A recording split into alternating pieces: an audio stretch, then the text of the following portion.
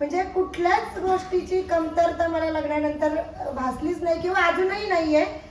पण ते त्यांच्यामध्ये गेल्यानंतर मी हे सगळं विसरले आणि त्यांच्यासारखीच होऊन गेले. दर 2 महिन्याला ज्वेलरी खरेदी करणं, अगदी 20,000पासून लाखापर्यंत साडी घालणं. मी अजूनही घरी रोज डेली साडीमध्येच असते. 2,000ची म्हणली तरी डेलीची साडी घालायची. पण असं गाव आहे, असं बंधन आहे की ते म्हणजे तुम्ही बाहेर फिरायला गेल्यावर काही घाला, पण घराणेशाही म्हटलं की या सगळ्या बंधनात अडकली गेले. दुःख त्याचं नव्हतं, पण शिक्षण करायचं होतं. त्या शिक्षणाला तिथे व्हॅल्यू दिली गेली नाही. प्रत्येक वेळी विचारायची मी, मुलं मोठी झाली की पुढचं शिक्षण घ्यायचं, पण काय करायचं त्याचं? घर, गाडी, बंगला, लक्झरी कार, पैसे सगळंच होतं.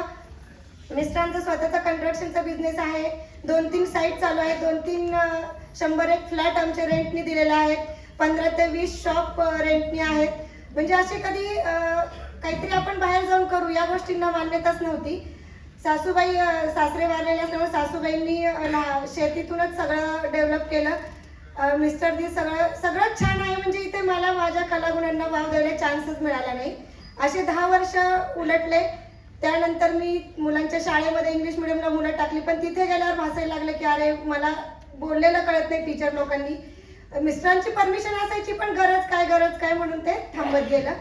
शिक्षण परत मी 10 वर्षानंतर मी माझं ग्रॅज्युएशन कंप्लीट केलं आणि काहीतरी क्षेत्रात पुढे यायचं असं डोक्यात असायचं, पण चान्स कुठेच मिळाला नाही. मिस्टर, आमचं गाव आहे अजूनही ग्रामपंचायतच आहे, आता ते महानगरपालिकेमध्ये जाईल. राजकारणी घराणा असल्यामुळे सासूबाईंपासून मिस्टरांपर्यंत प्रत्येकाने सरपंच पद, सदस्यपद घेतलेले होते.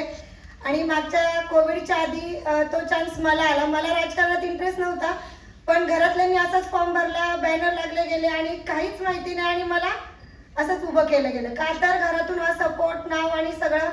मग मला तिथे मागे हट्टाने आले. असंच भीत मी ते केलं. घरातल्यांना सगळ्यांना सक्सेस मिळाला. मग मी परमेश्वराला म्हटलं ठीक आहे, ही अपॉर्च्युनिटी असेल की मला काहीतरी वेगळं करायचं आहे म्हणून. आणि तिथे मी स्वतःला मनाची तयारी केली. रोज मिस्टरांशी बोलून नाही, काही बोलायची गरजच नाहीये, आम्ही पाहतो, तू फक्त उभी राहा. हात जोडून फक्त राजकारणी नेत्यांसारखं उभं राहावं लागलं. पण त्यांची कारकीर्द बघितली तर प्रत्येक लोकांना घरी येण्याचे, त्यांची कामं करण्याचे. मिस्टरांचं काम सतत चालू असायचं. 12 ते 1 वाजेपर्यंत घरात कंटिन्यू लोकांचा चहा पाणी याच्यातच माझा वेळ जायचा.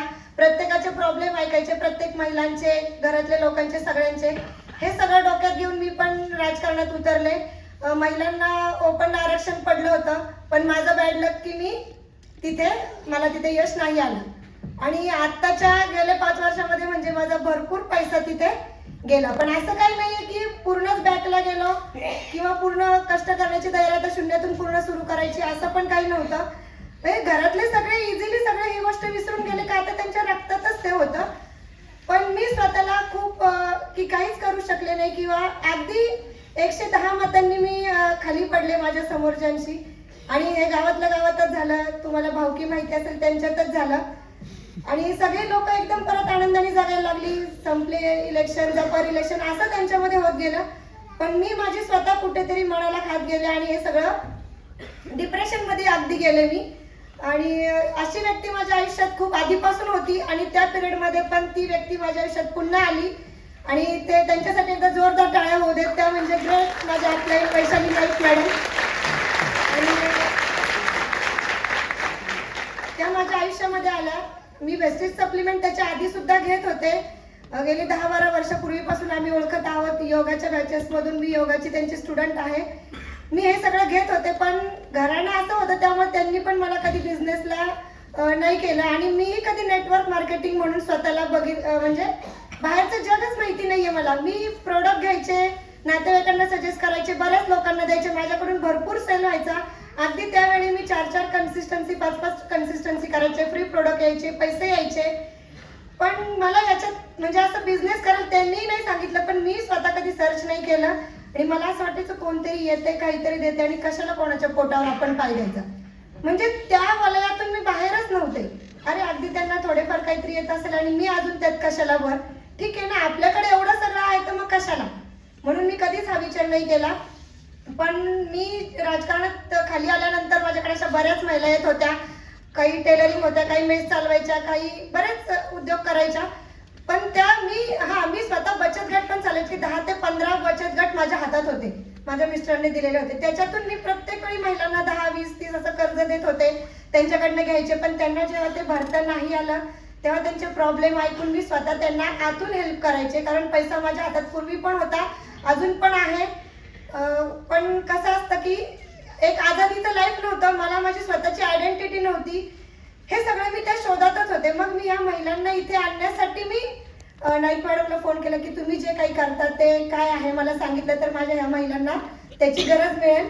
आणि यांचेच मोठमोठे घराण्यातले कार्यक्रम अटेंड करा, ज्वेलरी घाला, सगळीकडे फिरा, याच्यातच होते. पण यांच्यासाठी मी निमित्त होऊ शकेल हे मला माहिती नव्हतं. मी फॉर्म दुसऱ्यांचे भरले आणि कामाला सुरुवात मी केली.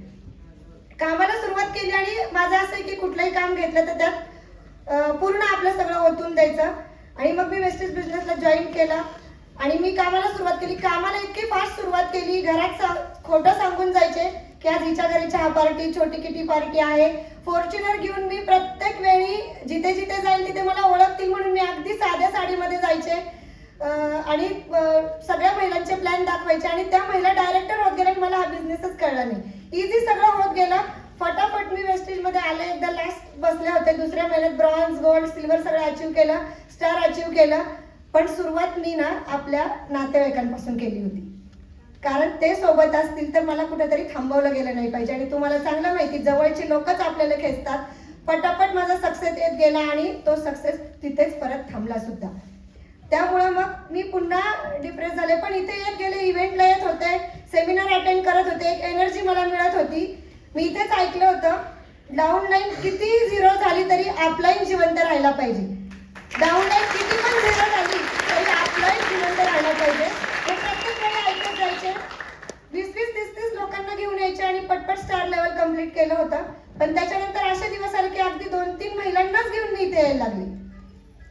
पण मी इथे येणार कधी कधी तर मी एकटी येत गेले. मी 7 नंतर घरातच असते, बिलकुल बिझनेस करत नाही.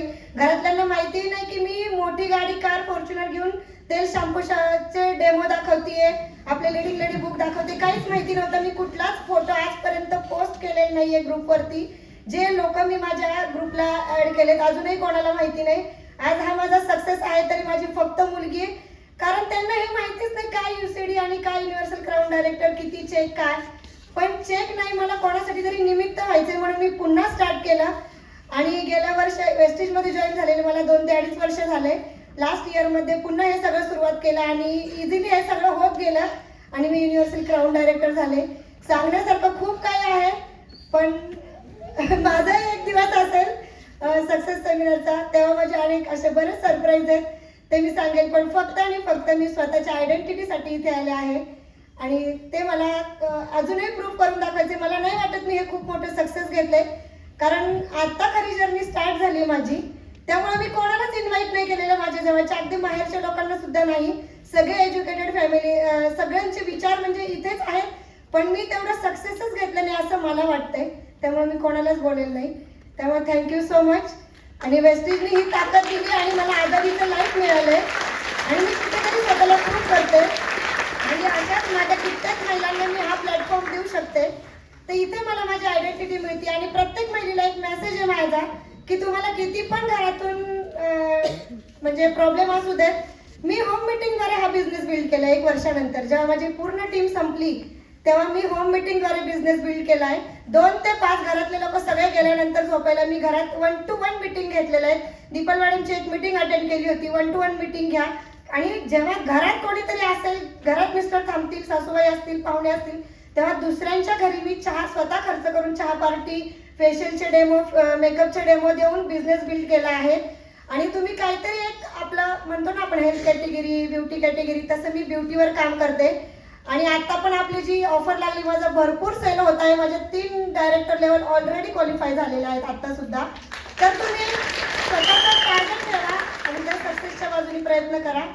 आणि खरंच मला बोलायला आवडत नाही पण खूप काही बोलून जाते. Thank you so much. ही ताकद मला वेस्टेजमुळे मिळाली आणि हे सगळं लोणावळा इव्हेंटमधून झाले. आणि यासाठी ग्रेट आपले शिंदे सर, नाईक मॅडम आणि आपले mentor Sandeep sir, Meenal madam, यांना वाटायचं की तुम्ही फर्स्ट रोला असलं पाहिजे आणि आज त्यांच्यामुळे मी फर्स्ट रोला आहे. Thank you so much. Thank you so much. Thank you.